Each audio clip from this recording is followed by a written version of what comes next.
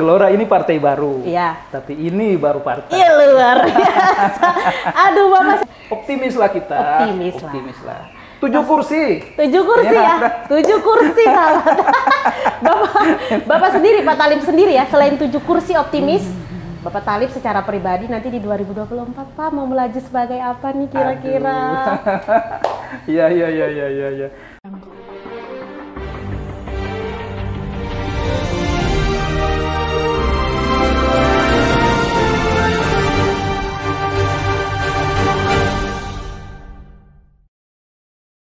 Halo sahabat, selamat datang di obrolan rakyat Maluku bersama saya Intan Tuan Kota. Kali ini di episode kali ini sahabat, dan di studio yang baru saya kedatangan salah satu narasumber yang begitu hebat. Kenapa hebat? Karena beliau ini memimpin salah satu partai baru yang walaupun baru namun sudah berhasil lolos sebagai salah satu peserta di pemilu 2024 nanti. Wow, siapakah beliau? Inilah dia, langsung saja saya perkenalkan. Bapak Thalib Soumena Sarjana Teknik selaku Ketua DPW Partai Gelora Indonesia Maluku. Halo Bapak. Baik Bu Intan. Baik ya Bapak ya, Alhamdulillah. Apa kabar? Baik ya? Baik. Baik Pak Thalib, saya panggilnya Pak Thalib aja ya, nggak apa-apa ya? Pak Thalib atau mau Abang Thalib? Nggak usah ya, Pak Thalib aja deh Bapak ya. Oke Bapak, aktivitasnya sekarang lagi sibuk ngapain aja Bapak? Ya pastinya full mengurusi partai. Full mengurusi partai. Jadi pasti lagi sibuk ngurusin urusan sana sini ya Pak untuk 2024 Konsolidasi nanti, ya? sana sini. Konsolidasi sana sini. Jadi ya walaupun dengan banyaknya kesibukan Bapak sekarang ini, Bapak juga masih menyempatkan hadir di sini. Terima kasih Bapak. Selamat datang di obrolan rakyat Maluku.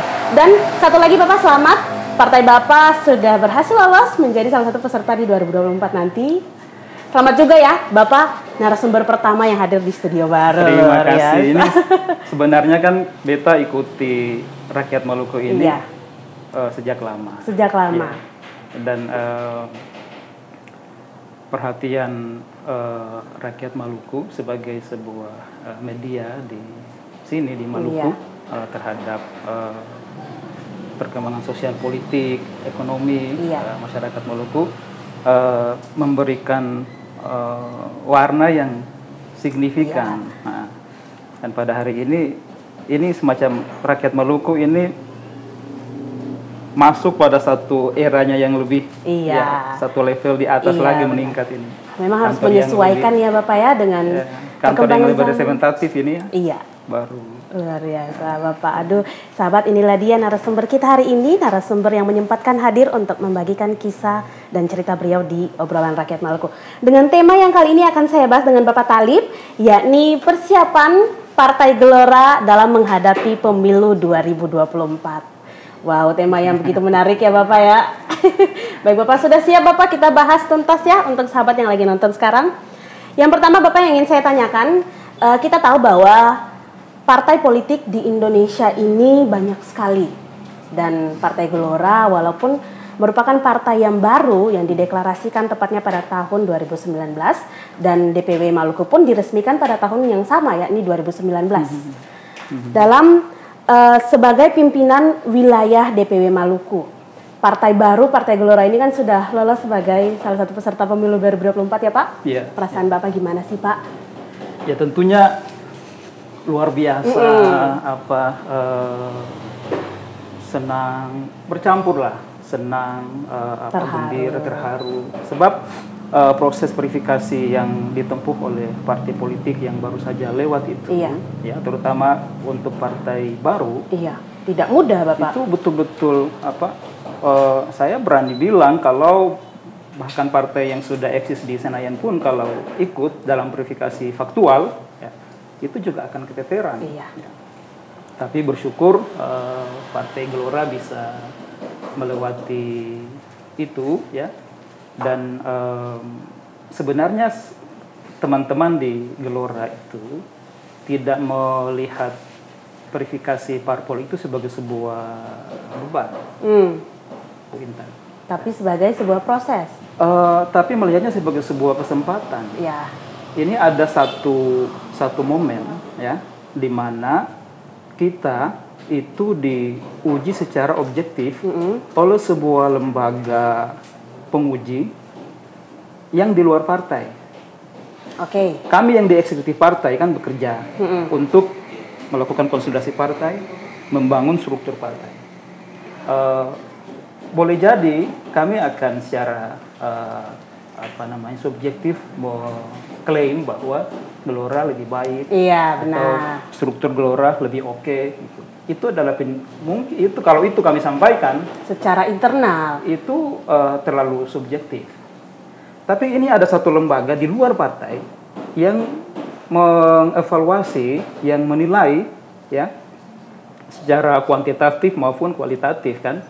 Kuantitatif kan kita mengacu pada data-data yang ada, dilihat angka-angka yang ada. Tapi juga kan ada verifikasi faktual di lapangan yang menguji itu. Jadi lembaga ini dia memberikan satu penilaian yang objektif kepada kami untuk kami bisa menilai diri kami secara lebih objektif. Gitu. Dan itu sungguh satu kesyukuran bagi kami. Ada lembaga yang melakukan uji mutu secara gratis kepada kami. Dan teruji pantas. Yes. Luar biasa ya. Jadi memang perasaan Bapak sebagai pimpinan selain terharu juga memang sudah diuji bahwa Partai Gelora pantas menjadi salah satu peserta di pemilu 2024 nanti. Kami kemarin Bu Intan itu tidak verifikasi parpol oleh KPU kan ini dimaksudkan untuk menilai satu partai politik itu dia layak atau tidak ikut pemilu, ya kan? Iya. Tapi bagi kami di Gelora, verifikasi parpol di KPU ini kami gunakan untuk menilai diri kami apakah kami layak atau tidak menang di pemilu. Oke. Saya tertarik ini Bapak. Nanti akan saya kupas lagi di bawah ini ya Bapak. Saya mau ke pertanyaan selanjutnya dulu Bapak. Kita tahu bahwa Gelora DPW Maluku ini telah membuka pendaftaran secara umum untuk bakal calon yang melaju di pemilu 2024 nanti. Dan Bapak sendiri juga sempat menyampaikan di salah satu media massa bahwa pendaftaran calonnya itu dibuka sampai akhir Februari 2023. Sekarang kan sudah Maret ya Bapak ya, kurang lebih sudah seminggu Februari itu berlalu. Hingga sekarang ini prosesnya sudah sejauh mana Pak? Kami ini kan belajar dari pengalaman politik yang panjang ya. Baik. Orang-orang di Gelora ini, Gelora partai baru tapi aktivisnya adalah orang-orang yang telah lama berkecimpung dalam dunia politik. Saya sendiri sejak tahun 99 itu sudah masuk dalam partai politik sebagai anggota dan pengurus. Gitu. Dan sebagian besar teman-teman juga begitu.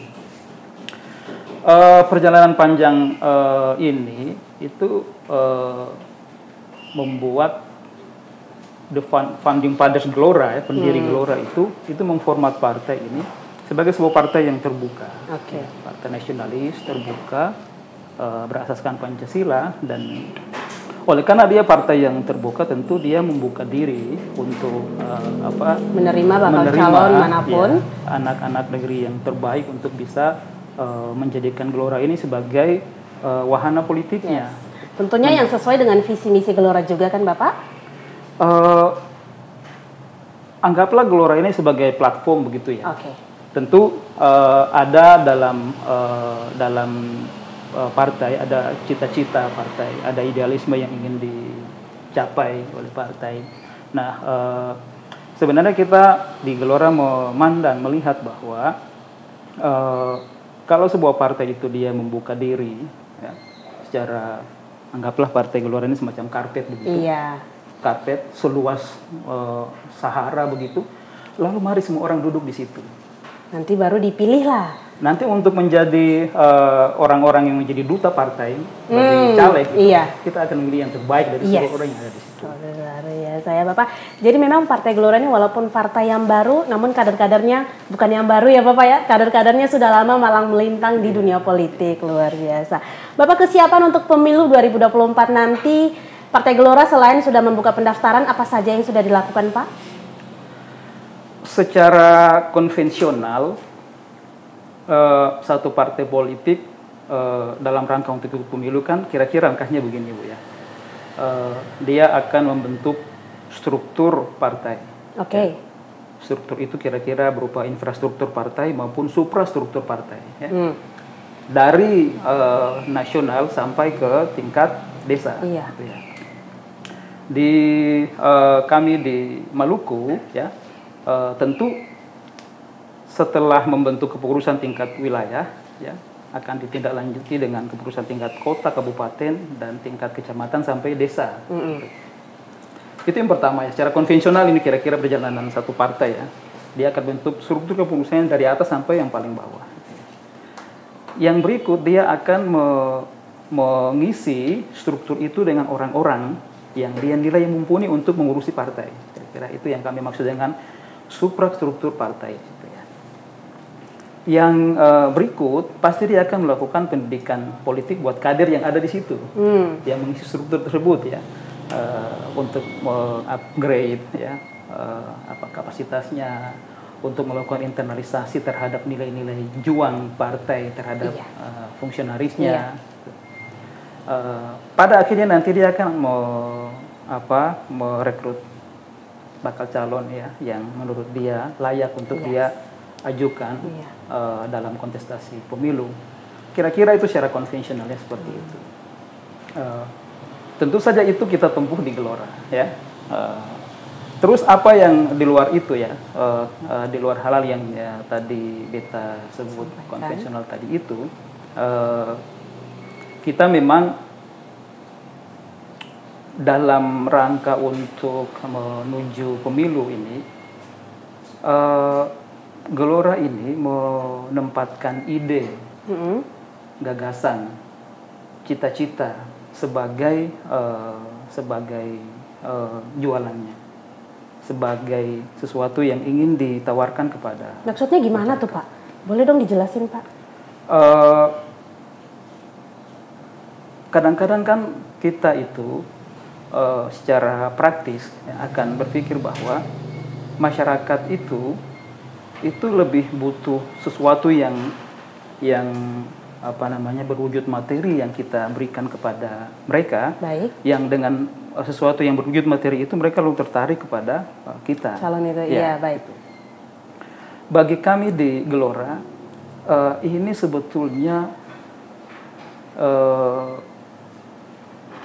mohon maaf ya, agak menghina ya, masyarakat, agak menghina intelektualitas masyarakat kita, gitu. Menganggap bahwa masyarakat ini sebetulnya lebih butuh nasi daripada narasi. Padahal tidak juga. Bu Intan, Beta sedikit flashback ke belakang. Iya, boleh. Dulu itu ketika pemilu yang pertama kali di era reformasi ya, tahun 99 ya, itu dilakukan itu dengan banyaknya partai ya. Kemudian pada pemilu yang berikut tahun 2004 ya, setelah tahun 99 di era reformasi itu ada kekhawatiran bahwa masyarakat kita ini akan banyak melakukan kesalahan pada saat pencoblosan ya. Karena yang tadinya itu hanya 3 partai tiba-tiba jadi 48 partai kan. Lalu begitu di tahun 2004 dan nanti di tahun 2009 itu ada pemilihan dengan suara terbanyak itu proporsional terbuka ya. Itu juga ada kekhawatiran yang semisal bahwa nanti ini masyarakat mudah dipengaruhi, akan salah dalam melakukan pencoblosan secara teknis gitu. Padahal kekhawatiran itu berlebihan. Masyarakat kita itu punya etik dalam politik, punya melek politik sebetulnya. Lebih-lebih masyarakat di Maluku. Begitu ya Bapak ya? Ya, jadi itulah kenapa kita di Gelora itu yakin betul bahwa sebenarnya masyarakat ini kalau kita datang pada mereka ya, tanpa kita memberikan sesuatu yang berwujud materi yang bombastis kayak apa gitu ya, yang merayu mereka dengan bujukan-bujukan materi seperti ini, tapi kita datang pada mereka dengan bercerita pada mereka, berbagi cita-cita dengan mereka, berbagi komitmen dengan mereka,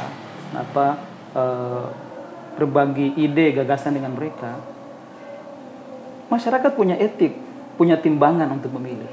Ini ada banyak orang datang dengan sebungkus sekarung beras, sebungkus seamplop itulah Bapak ya. Iya. Semisal begitu ya. Dan itu dia lalu berlaku jamak pada banyak orang, tapi masyarakat melihat ini mana yang betul-betul tulus. Orang yang punya gagasan itu kan dia lebih mengedepankan nilai. Politik nilai inilah yang ingin kita. Oke, luar biasa. Bapak Gelora sendiri, apakah Gelora mampu melantangkan sekarang ini di obrolan rakyat Maluku bahwa mereka menolak politik yang berbau material, Pak? Dalam pengalaman konsolidasi struktur partai ya, kita ketemu dengan orang, ketemu dengan masyarakat.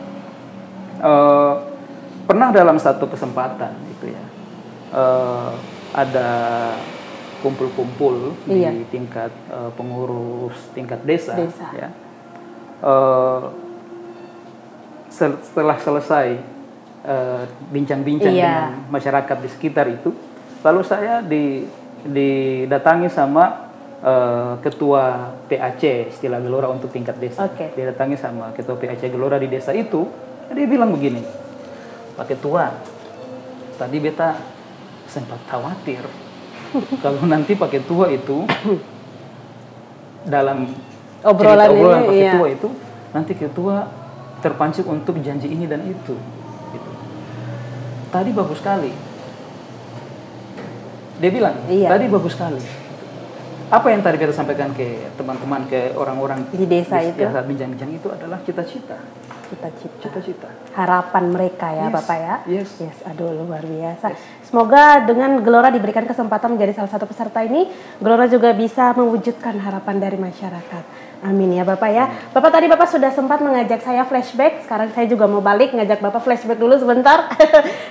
Kita lihat di belakang bahwa DPW Gelora Maluku ini resmi terbentuk pada tanggal 10 November 2019 di Jakarta waktu itu.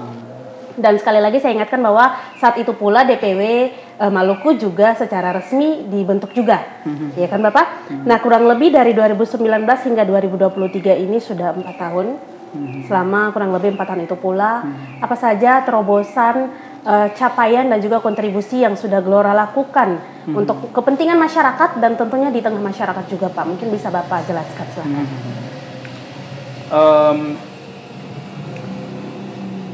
Lebih tepatnya tanggal partai ini dideklarasikan itu lebih tepatnya tanggal 28 Oktober. 28 Oktober. Tahun 2019. Oh iya, baik Bapak. Sampai dengan sekarang di Maret 2023 ini kira-kira sudah 3 tahun menginjak tahun keempat sekarang kita ya. 3 tahun kira-kira 3 tahun setengah ya. Iya. Yang luar biasa. 3 tahun 3 bulan Bapak 3 tahun 3 bulan ya, perjalanan yang luar biasa. Luar biasa. 3 tahun 3 bulan yang saya rasakan seperti 10 tahun itu. Tapi Bapak kayaknya nggak nambah umur 10 tahun deh ini kayaknya. Malah kurang deh ini nggak Bapak ya. Makin muda saya rasanya. Boleh Bapak dijelaskan, boleh Bapak. Jadi tanggal 28 Oktober itu ketika dideklarasikan, sebenarnya ini kan momentum untuk dia lahir ke permukaan ya. 28 Oktober berarti dengan Hari Sumpah Pemuda ya Bapak? Bertepatan dengan Sumpah Pemuda. Iya, luar biasa. Bertepatan dengan Hari Sumpah Pemuda, lahir partai politik baru. Yang mengambil nama Gelora. Oh gitu, jadi Pemuda, Gelora, ini kan kata-kata yang berkesesuaian. Berhubung, iya, bener-bener, aduh luar biasa. Jadi sebenarnya 28 Oktober 2019 itu kan momentum lahirnya sebenarnya. Tapi konsolidasi idenya itu sudah berlangsung lama. Gagasan untuk partai ini dia muncul itu kan dia sudah dimulai kira-kira sejak tahun 2004. Oke. 2004 itu Pak Anies Mata, saya boleh sebut ya? Iya boleh Bapak silakan. Pak Anies Mata dan teman-teman, Pak Fahri Hamzah, Pak Mahfud Siddiq itu sejak tahun 2004 itu sudah mendapatkan satu lintasan pikiran bahwa pada satu titik nanti akan lahir sebuah partai baru.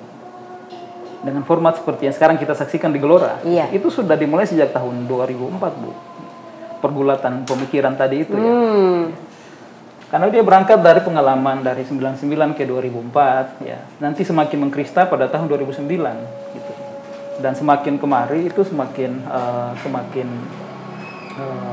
semakin menguat ya, dan kemudian pada tahun 2015 itu ya,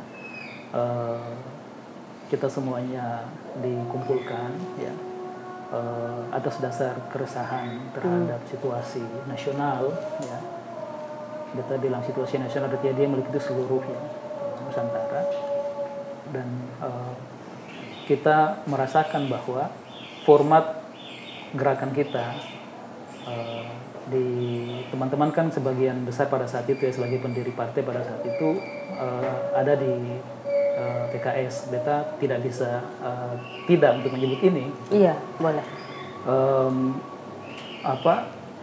Lalu semuanya semacam mengangkat komitmen, kesimpulan bahwa saatnya sekarang inilah saatnya. Perlu ada sebuah format gerakan baru partai politik yang bisa menampung kegelisahan kita yang secara sudah sejak 99 kan, kita sejak reformasi kan bergelut dalam dunia politik, dan dari 2015 ke 2019 itulah hal-hal yang lebih teknis itu proses teknisnya berlangsung. Dilangsungkan ya.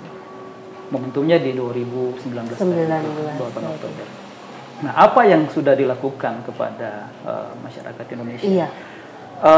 Tentang apa ini mungkin akan terjawab dengan pertanyaan mengapa dulu gitu loh. Oke. Mengapa partai ini dihadir? Gitu loh, Bu. Mudah-mudahan dengan itu bisa terjawab tentang apa yang boleh, telah silakan, dilakukan Bapak. dan akan dilakukan oleh partai.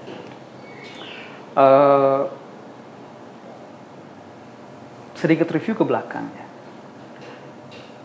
Sejak Katong boleh ambil lah, katakanlah sejak Perang Jawa, Perang Diponegoro. Yes. Ya. 1825 sampai 1830, perang 5 tahun yang dari seluruh rangkaian peperangan melawan kolonial Belanda itu. Ini perang yang paling berat yang diakui oleh pemerintah kolonial ya. Perang 5 tahun, orang sebut juga Perang Jawa ya. Apakah pada saat itu Diponegoro itu berperang untuk Indonesia merdeka atau untuk Indonesia? Tidak. Untuk membela diri dia dan orang-orang sekitar dia, begitu kan Bapak kan? Yes, ya. Karena saat itu Indonesia belum ada. Kata Indonesia itu belum dikenal juga dalam percakapan sehari-hari orang pada saat itu di Nusantara. Iya kan? Benar. Kata Indonesia itu sendiri baru mulai diperkenalkan di akhir 1800-an. 1870 ke arah 1900 itu baru mulai diperkenalkan. Kata Indonesia itu kan. Jadi jangan dulu membayangkan tentang Indonesia merdeka. Indonesia sendiri belum ada. Coba Bu Intan. Baik. Ya. Nah, Katong di Maluku misal ya, Perang Patimura 1817 kan. Apakah Patimura dan rekan-rekan seperjuangan saat itu berperang untuk Indonesia merdeka? Tidak. Dia membelah kepentingan, dia membelah hak-hak orang-orangnya bersama-sama dengan apa yang ada di belakang mereka. Tapi untuk Indonesia merdeka itu dia baru mulai terangkat di tahun 1900-an kan. Ada perasaan senasib yang sama-sama dirasakan oleh orang-orang yang sering ketemu kan. Orang-orang dari Ambon, dari Manado, dari Makassar, ya, dari Padang, ketemu di Jakarta, lalu merasa ini kita senasib, ya kan? Lalu mereka mencoba untuk mencari identitas yang sama, kan? Mencoba untuk menyepakati identitas yang sama. Lahirlah Sumpah Pemuda, ya kan? Oke, lalu di saat itulah baru lahir Indonesia sebagai bangsa, ya kan? Benar. Berbangsa satu, bangsa Indonesia. Berbahasa satu bahasa Indonesia, bertumpah tanah air Indonesia. Bertumpah dari satu tanah air Indonesia. Di situ baru Indonesia sebagai bangsa dia lahir kan, gitu. Dari situlah baru mulai cita-cita untuk merdeka itu dia mulai muncul ke permukaan kan. Cita-cita. Yang sama sekali tidak terbayangkan oleh Diponegoro atau Patimura. Kan Pattimura atau Diponegoro kan dia tidak pernah membayangkan Indonesia sekarang kan. Ini di luar jangkauan imajinasi Diponegoro maupun Pattimura loh Bu, Indonesia hari ini. Tapi itu ada dalam imajinasi anak-anak muda yang kumpul di Stovia, ya kan? Di Salemba sana kan, pada saat Sumpah Pemuda. Sumpah Pemuda. Ya. Beta atau ketong di Gelora sering-sering mengulangi ini, bahwa dalam perjalanan ketorang sebagai bangsa, ini ada atau momentum penting itu. 28 Oktober itu ya, lahirnya bangsa kan pada saat itu kan. Ya. Ya. Begitu bangsa ini dia lahir, ya, maka tinggal tunggu hari kan untuk wujud jadi negara kan. Ya. Negara ini kalau diproklamirkan pada tanggal 17 Agustus tahun 45 itu, gitu. Kalau ketong di Gelora, ketong mencoba untuk apa dalam ketong punya tracking sebagai negara bangsa ini, ketong sebut ini sebagai gelombang pertama Indonesia. Gelombang pertama Indonesia menjadi sebuah negara bangsa. Sebuah negara bangsa. Gelombang pertama Indonesia. Lalu di mana gelombang keduanya? Itu setelah zaman kemerdekaan. Ya. Menjadikan ini negara bangsa sebagai sebuah negara bangsa modern. Nah itu terwujud di zamannya Orde Baru kan. Yeah. Ini ketong sebut sebagai gelombang kedua Indonesia. Setelah Orde Baru, ya, setelah Orde Baru, ini masa reformasi ini. Masa reformasi sudah berapa tahun ini? Dari tahun 98 nih sampai sekarang ini sudah lebih dari 20 tahun. Iya. Perjalanan ini kita ya. 25 lah ya kurang lebih 5 tahun. Lumayan panjang era reformasi ini ya. Terus apa yang ingin ketong tuju? Kalau di zaman sebelum merdeka kan yang dicita-citakan kan kemerdekaan, Bu. Merdeka kan sebagai sebuah cita-cita kan. Setiap orang baku dapat kan merdeka. Digaungkan terus. Merdeka. Terwujud nanti tanggal 17 Agustus tahun 45 kan.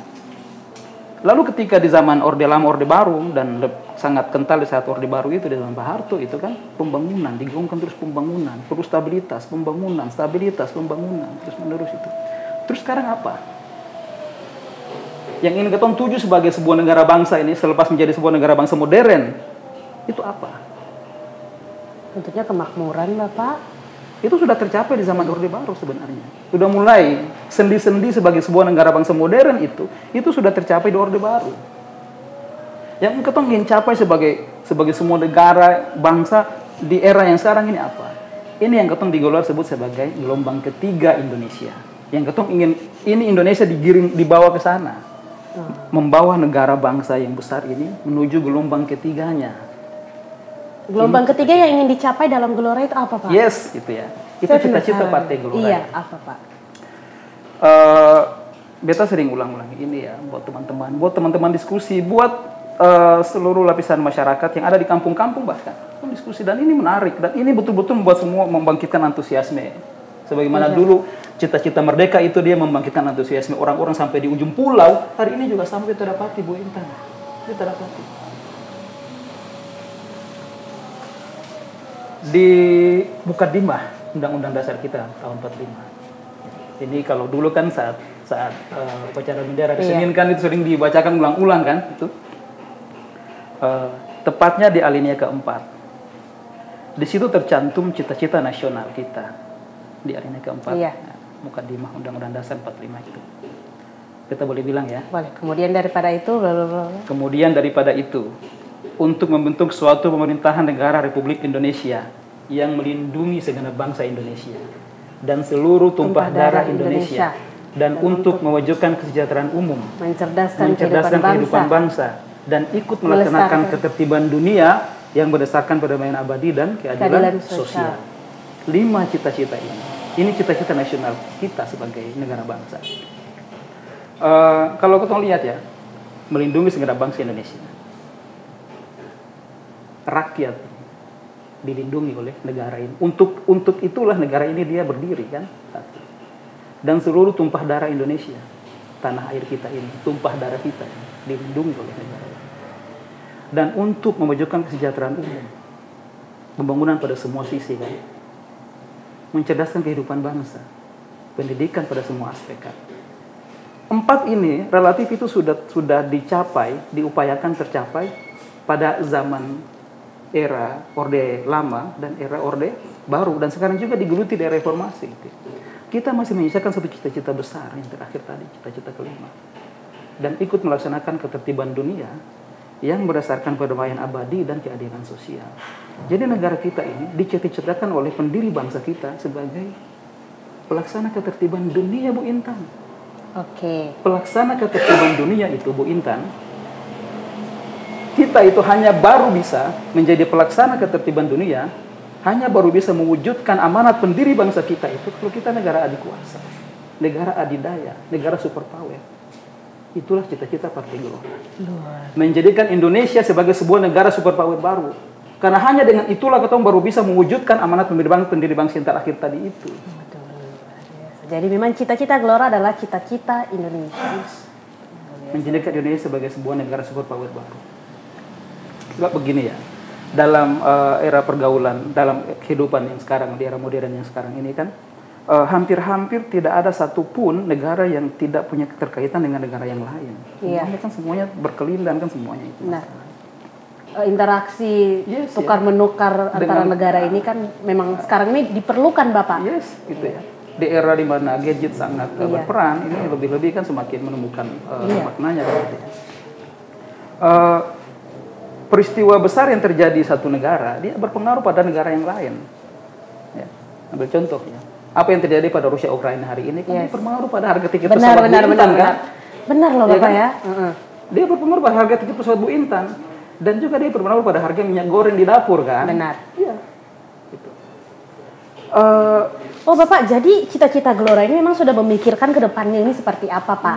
Kan dengan memikirkan ke depannya itu seperti apa, maka solusinya ya ini yang dicantumkan oleh Gelora ya, ini menjadikan Indonesia sebagai negara superpower baru. Saya sepakat. Sebab begini ya, kalau kita bukan sebuah negara superpower, katong sing duduk satu meja begini loh Bu ya, sama negara-negara besar yang ada ya, katong cenderung jadi korban dalam kehidupan dunia yang kita rasakan sendiri ya gitu ya. Indonesia mesti ada di sini satu meja dengan negara-negara bangsa yang lain, mesti ya. Sebab katong bisa memikirkan, berdiskusi tentang bagaimana sih membuat minyak goreng itu jadi murah, harga pertalite jadi stabil ya. Harga tiket jadi stabil, tidak naik turun naik banget ekstrim, malah Bapak, aduh ya gitu ya. Ya. Kalau ketemu terlibat dalam regulasi internasional, hari ini mau tidak mau harus di situ, harus. Karena itu negaranya mesti negara adikuasa dong. Bu Intan tidak bisa jadi mengatur-ngatur sebagai pelaksana ketertiban dunia kalau Bu Intan bukan negara adikuasa. Kan Australia bilang, siapa? Ya kan? Pulang sana. Iya, benar. Nah itulah mengapa Gelora ini dia hadir ya. Dan kira-kira dengan begitu bisa terjawab apa yang akan Gelora lakukan untuk dia punya negara bangsa yang dia cintai ini, gitu ya. Orang-orangnya mesti disadarkan. Mereka mesti ditanamkan perasaan dignity, apa itu? Keluhuran. Iya. Kebesaran kan, dignity sebagai sebuah negara bangsa. Kita negara besar Bu Intan, ya. Kalau dari Jayapura sampai ke Jakarta berapa jam perjalanan? Itu bayangkanlah dari Jakarta ke Jeddah kan kira-kira berapa jam perjalanan orang naik haji kan? Iya benar, jauh loh Bapak. Negara besar kita, negara besar pada semua. Semoga dengan cita-cita dari Partai Gelora yang ingin mewujudkan cita-cita Indonesia juga diberikan kesempatan oleh Indonesia ya untuk bisa mewujudkan cita-cita tersebut ya Bapak ya. Bu Intan bilang tentang cita-cita ini kita tertarik ya cita-cita ini ya. Jadi ada dua hal yang bikin orang itu mau bersatu. Ya. Yang pertama itu dia mampu mendefinisikan musuh bersama, ya kan? Lalu orang mau bersatu, ya kan? Mampu mendefinisikan musuh bersama. Yang kedua, dia mampu mendefinisikan cita-cita bersama. Kalau dulu di era sebelum kemerdekaan kan dua ini nyata sekali kan, musuh bersama kita kan kolonialisme, penjajahan itu ya. Lalu yang kedua cita-cita bersama itu kan kemerdekaan. Kemerdekaan, ingin bebas dari kolonialisme. Iya itu. Merdeka kan cita-cita. Ini cita-cita kolektif kita saat itu. Jadi semua mau bersatu semuanya kan. Nah sekarang di era yang sekarang ini, ketong mencoba untuk mengangkat sebuah cita-cita yang tadi itu. Ini sebetulnya cita-cita ada dalam dokumen negara kita yang sangat sakral ya, Mukaddimah pembukaan Undang-Undang 45 ya.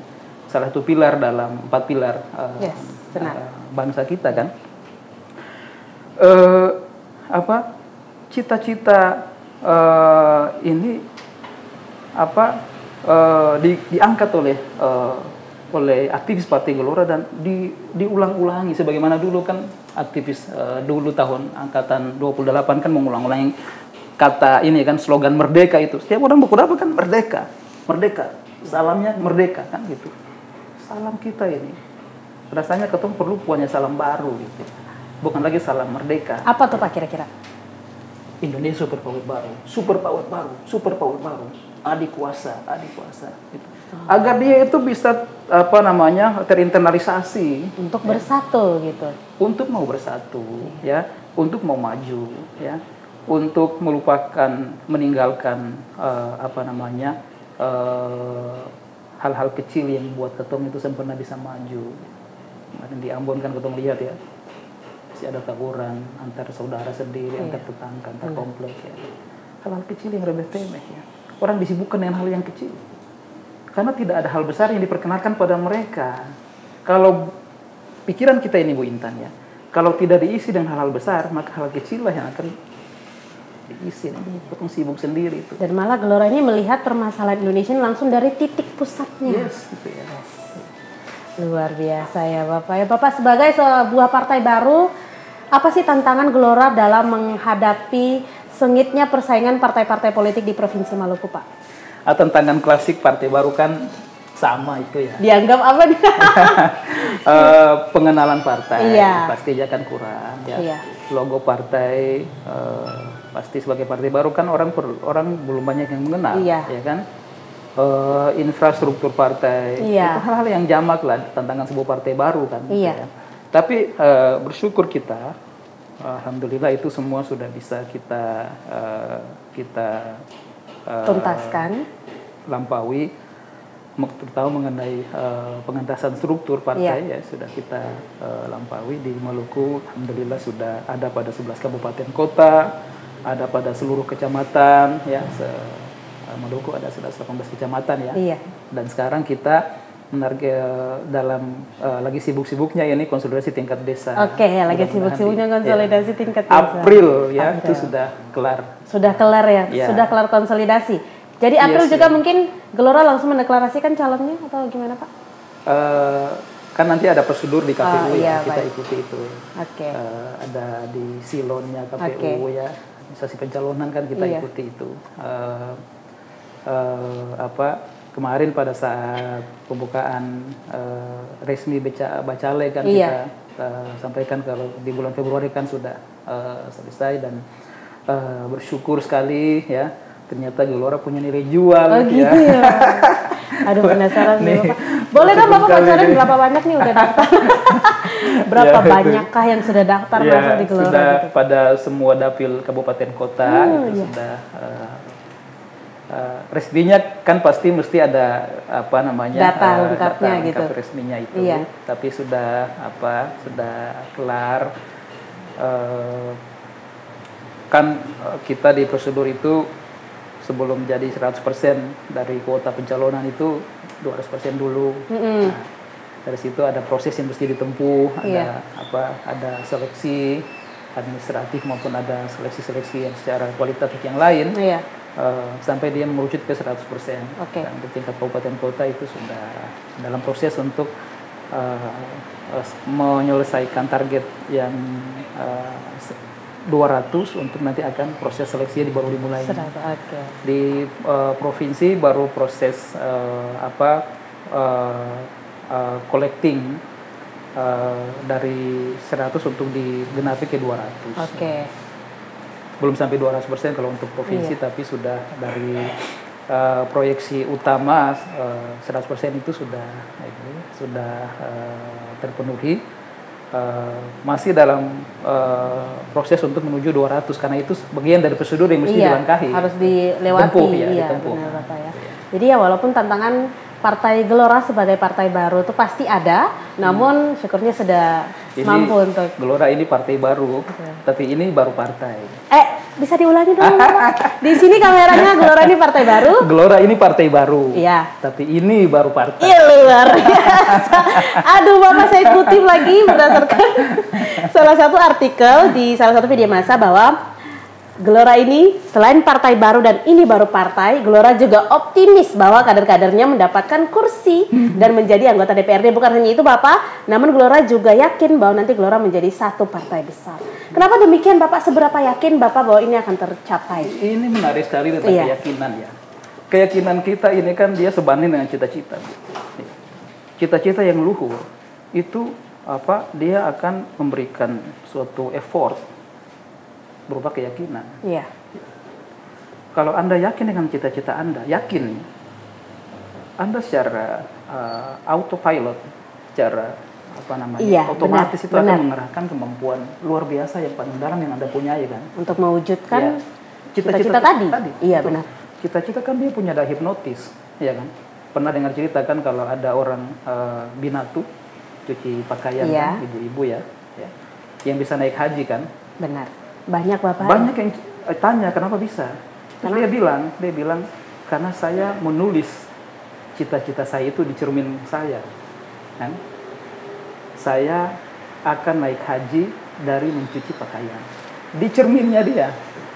Ya tentu dia pagi keluar keliling, pulang sore hari kan pasti capek kan. Malamnya istirahat. Besok lagi kalau kerja dilihat lagi nih cita-citanya. Semangat lagi buat Waktu kerja. besok paginya bangun kan semua badan kan sakit kan. Tapi begitu dia berkaca sisir rambut pagi hari itu, dia baca itu cita-cita, hilang semua itu rasa sakitnya kan. Lelahnya semuanya hilang semua ya. Itu cita-cita punya kemampuan menghipnotis kita kan. Effortnya luar biasa itu. Nah, kalau Bu Intan bertanya tentang seberapa yakin Partai Gelora untuk bisa mencapai targetnya, itu jawabannya berpulang pada seberapa percaya kita pada cita-cita kita. Kalau Talib tidak yakin dengan cita-cita Gelora, Talib tidak akan gabung Gelora, Bu Intan. Gitu. Ya itu. Karena kan kita berpolitik kan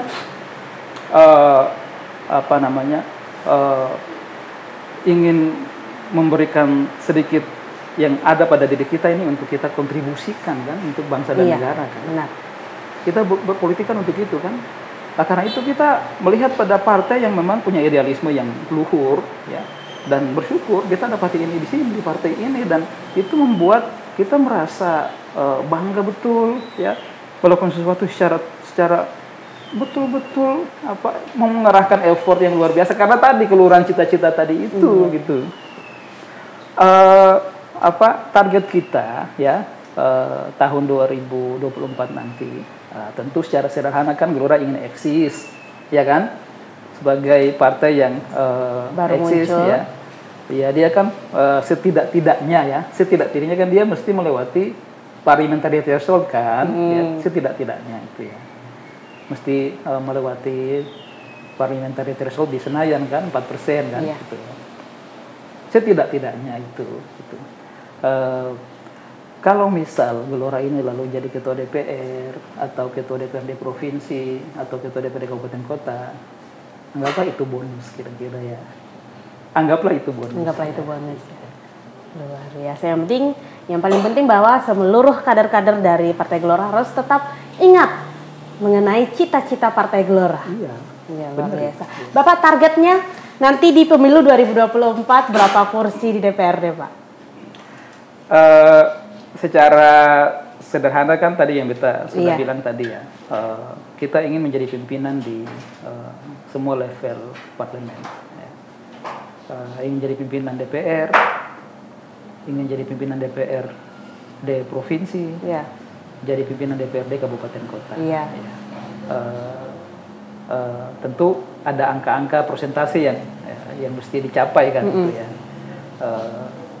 Apakah Gelora yakin, optimis? Yakin optimis. Yakin dan optimis ya. Yakin optimis. Berapa kursi kira-kira, Bapak? Untuk di DPRD provinsi dulu deh. Provinsi, ya.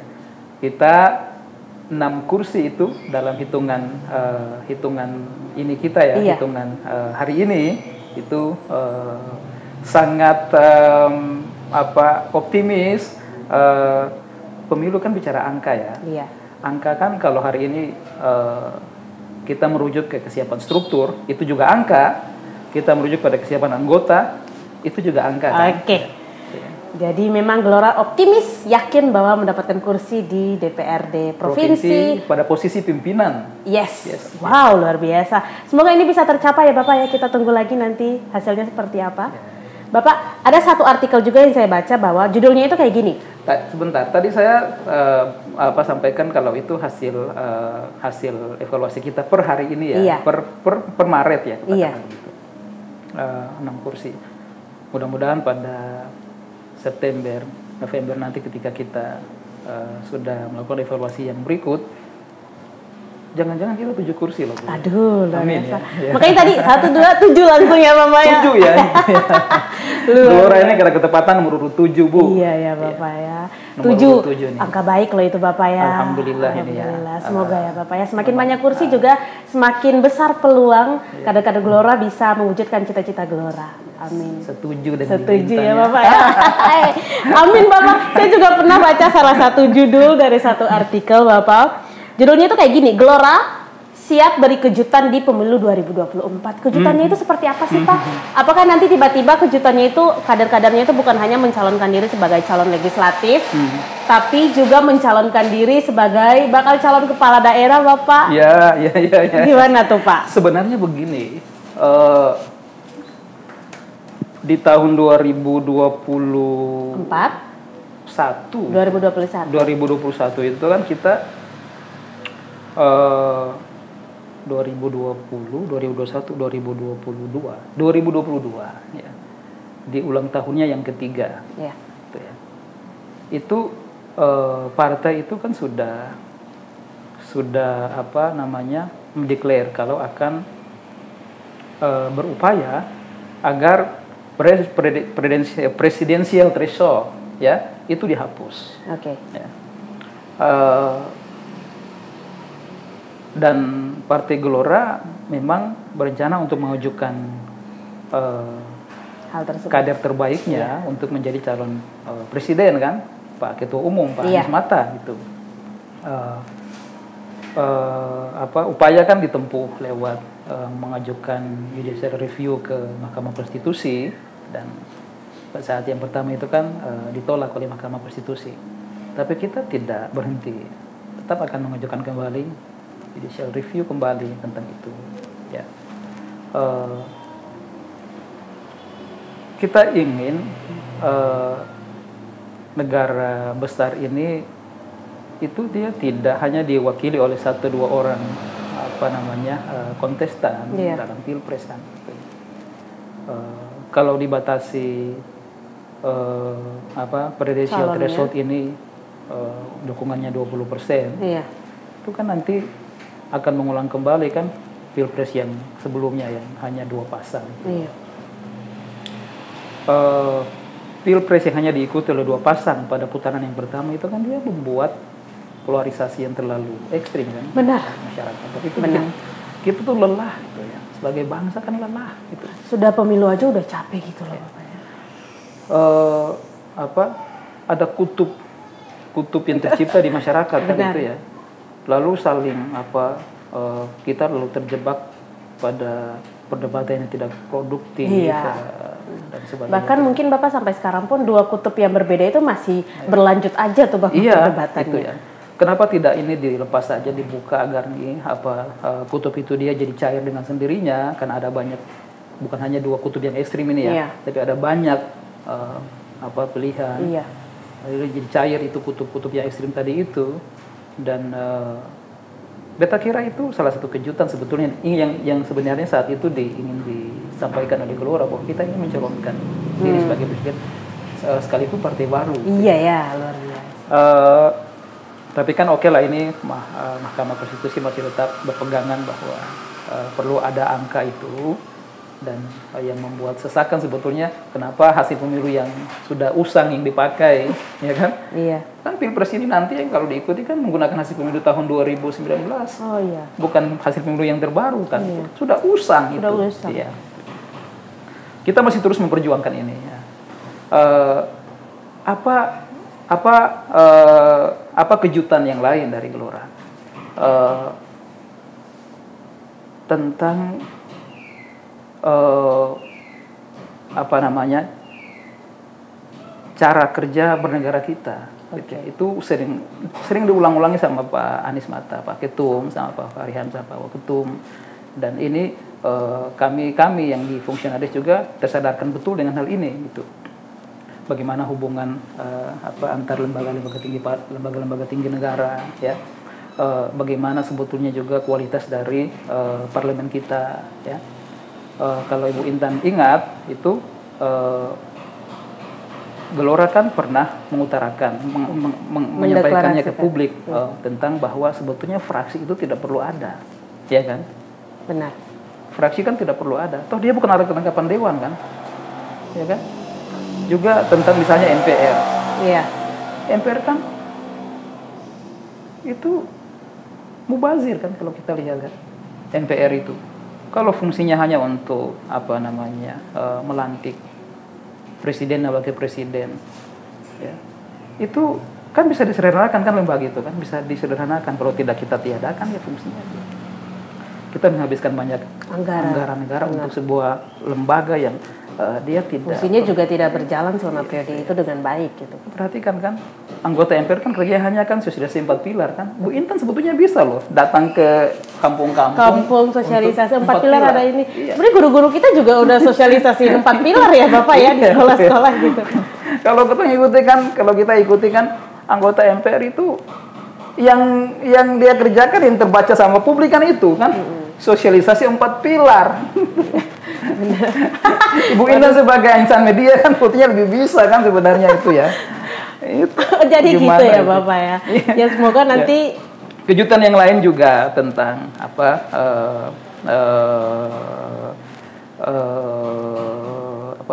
DPD ya. Dewan Perwakilan Daerah kan. Iya. Itu kan mesti diperkuat fungsinya. Coba Bu Intan lihat sekarang DPD apa fungsinya? Kan tidak tampak. Iya, ya kan tidak tampak. Perwakilan kita yang di Maluku ini kan apa kira-kira?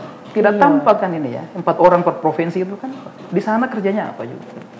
Itu mesti diperkuat kan fungsinya kan. Jadi ada banyak hal kejutan-kejutan baru yang sebetulnya ini kejutan ide gitu ya. Kalau kejutan hasil nanti kita akan lihat. Nanti kita lihat ya Bapak ya. Kejutan ide gitu ya. Ada banyak tawaran-tawaran yang brilian yang orang lalu terkejut.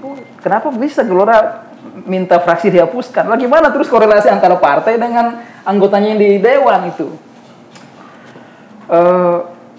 Anggota dewan kan dia tidak mewakili partai politik kan.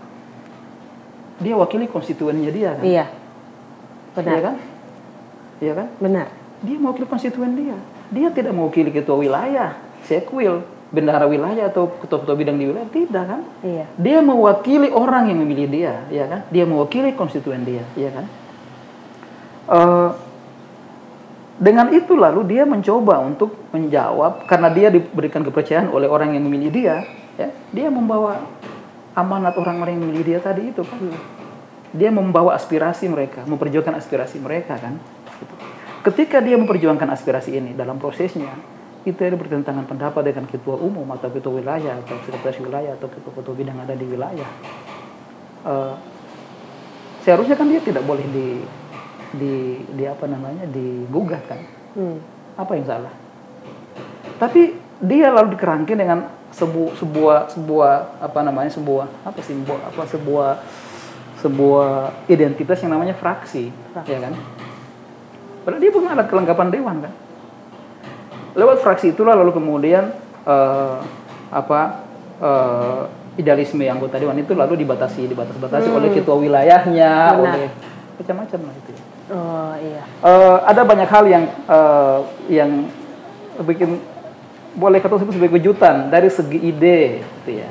Atau dari segi hasil mudah-mudahan kejutannya nanti.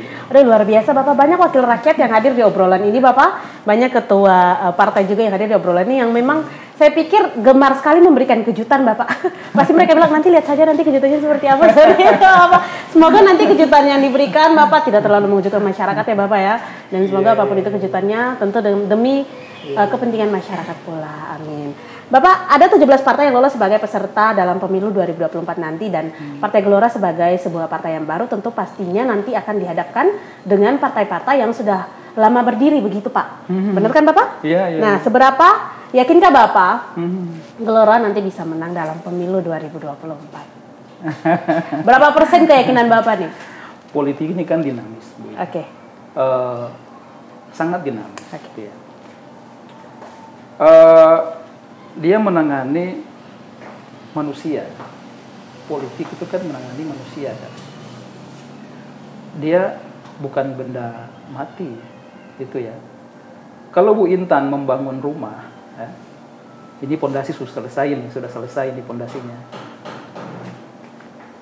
Lalu tiba-tiba Bu Intan ini dapat beasiswa sekolah ke Amerika. Baik. Lalu ini rumah gimana nih? Ada tawaran beasiswa nih, udah ambil beasiswa Amerika. Rumah Bu Intan tinggalkan. 5 tahun ambil doktor di sana Amerika. Begitu pulang ke tanah air, Ibu Intan bisa melanjutkan itu kan, melanjutkan yang tadi udah pondasi tadi kan, pondasi itu bisa Ibu Intan lanjutkan, gitu ya. Tapi kalau dengan pekerjaan menangani manusia, Bu Intan misalnya sebagai anggota DPR, ya. Partai incumbent ya tadi kita sampaikan. Tapi Bu Intan meninggalkan mereka, katakanlah setahun. Gitu. Begitu Bu Intan balik, itu pondasi sudah bongkar Bu Intan, orang pun bilang ya. Situasi sudah berubah. Gitu. Saya tangkap. Anda tidak menangani barang yang statis. Ini dinamis ya, Anda menangani manusia. Gitu. Jadi ya memang seberapa yakin Bapak bisa kita lihat Bapak menjadi salah satu partai baru yang lolos verifikasi itu. Itu juga menjadi salah satu keyakinan Bapak. Iya.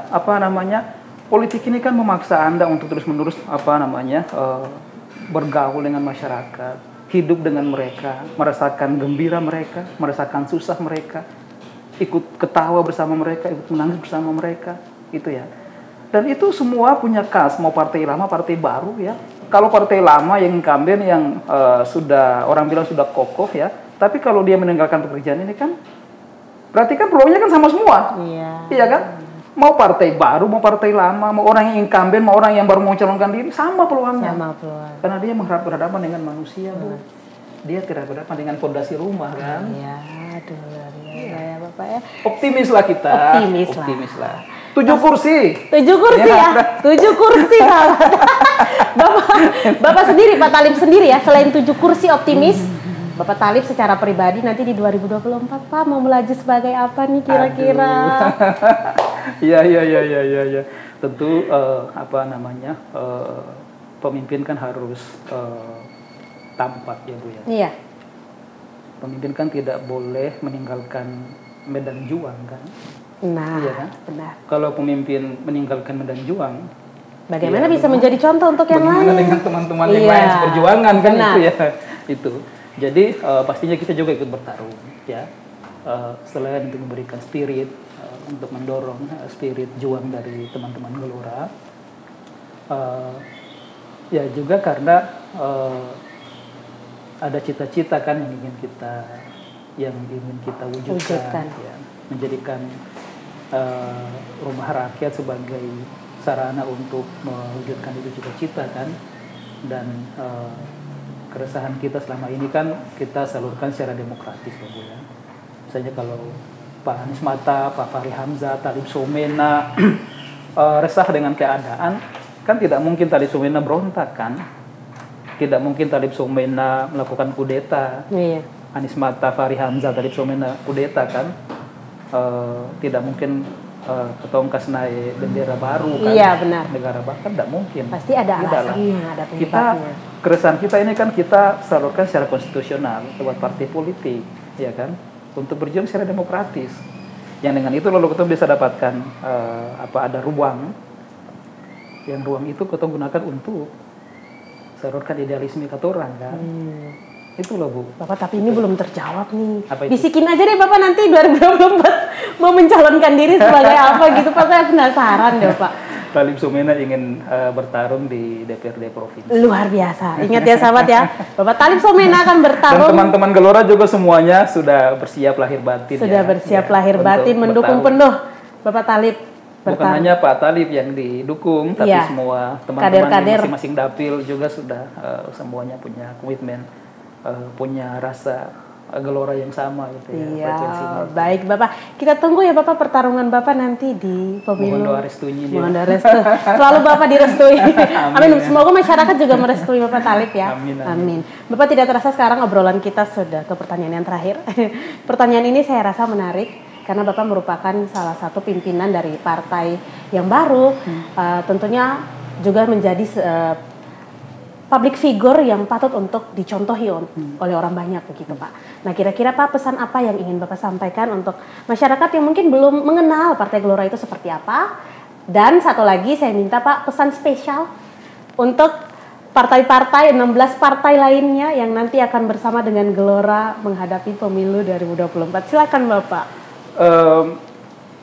Salah satu slogan yang terus digaungkan oleh teman-teman di Gelora itu kolaborasi. Kolaborasi ya. Dan lahirnya Gelora ini salah satunya kan didasari oleh keresahan kolektivitas kita. Bu Intan, ini beta minta waktu sedikit ini tentang Boleh. kita jelaskan secara filosofi sedikit. Boleh. Ya. Kalau Bu Intan ke Eropa, ya Belanda, Belgia, Luxembourg, Jerman, Prancis, ya. Bu Intan katakanlah dari Ambon masuk Amsterdam, kemudian keliling masuk ke Belgia, ke Prancis, ke Jerman itu ya. Itu orang-orang yang Ibu Intan temui itu sama modelnya. Bangun fisiknya kan sama. Iya. Rambutnya, wajahnya, kulitnya. Eropa. Ya. Fisik orang Eropa gitu Pak. Sama, Iya. gitu ya. Pohon-pohon yang Ibu Intan temui juga sama. Pohon di Belanda kira-kira ini ya, dengan di Belgia kan mirip-mirip pohon-pohonnya, bentuknya itu ya. Iya. Tanahnya juga sama. Belanda, Belgia, Luxembourg, Jerman, Prancis. Sama itu, model tanahnya itu. Hawanya juga kira-kira mirip-mirip lah. Iya. Kalau Bu Intan ke Timur Tengah, ya, Jauh beda dong Bapak. Bu Intan ke Timur Tengah itu ya, Arab Saudi, Yaman, Iya. ya, Bahrain, Qatar, ya, Uni Emirat Arab, ya, Irak, Palestina, Iya. Yordania. Orang-orangnya kan juga mirip, ya. Bangunnya, fisiknya kan mirip. Ciri-ciri Orang fisiknya Arab. itu hampir mirip Mirip. semuanya. Gunung-gunungnya mirip, Iya. batu-batuannya mirip, Udaranya mirip. semak-semaknya kan mirip, Iya. udaranya mirip. Karakteristiknya mirip Bapak. Iya. Tapi kalau Bu Intan Asia. dari Ambon, Iya. ya, Bu Intan ke Bandung, Ibu Intan temui hal yang beda. Bu. Beda dong Pak. Jangankan ke Bandung loh Bu Intan ya, di Ambon Ibu Intan ke Wetar itu sudah beda Bu. Pohonnya beda. Ibu Intan katakanlah ke Kei, ya, ke Pulau Dula, tua. Pohon-pohonnya beda, gunungnya sedikit beda dengan ada yang di Pulau Ambon. Oh gitu Bapak. Ya kan? Kita saksikan kan? Iya. Orang-orangnya kan coba lihat, bangun fisiknya kan juga beda. Beda. Ya kan? Indonesia ini begitu heterogen, Bu. Bedakan dengan Eropa, bedakan dengan Timur Tengah. Iya benar. Indonesia satu negara bangsa. Tapi heterogennya luar biasa. Heterogenitasnya itu luar biasa. Benar. Dalam kondisi seperti begini, Bu, tidak ada kata lain untuk bangun bangsa ini selain tadi itu kolaborasi. Kolaborasi untuk bersatu gitu Ya, Pak. bersama-sama ini. Karena untuk membangun bangsa besar ini dan untuk menuju cita-cita tadi itu ya, menjadikan Indonesia sebagai superpower baru di dunia itu harus bersatu. Iya benar. Harus bersatu, harus bersama-sama, bekerja sama gitu. Bekerja sama gitu.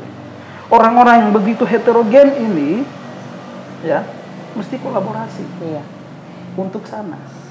Itu pesan beta untuk teman-teman di partai-partai politik yang lain. Mari kita bergandengan tangan, kolaborasi. Ini negara begini besar, begini heterogen, begini kaya, ya. ini punya cita-cita yang begitu luhur, ya, menjadi pelaksana ketertiban dunia, benar. ya, kita mesti berkolaborasi, mesti itu berkolaborasi. Gitu ya. Kita bersyukur ada Pancasila sebagai platform yang, ya, tempat kita semua ketemu di satu muara Pancasila ini kan, gitu. Buat teman-teman aktivis Gelora, ya, di Maluku, di Saumlaki, di Tiakur, Tua, Langgur, Dobo, di Namlea, Namrole, Piru, Masohi, di Bula, ya. Salam Gelora buat saudara semuanya. Yakin dengan cita-cita, ya. Tadi Beta sudah bilang ke Ibu Intan, ini partai baru, tapi ini baru partai. Iya, ya. Dan ya sebagai partai yang mengedepankan ide dan gagasan, ya, berbaurlah dengan masyarakat. Ya.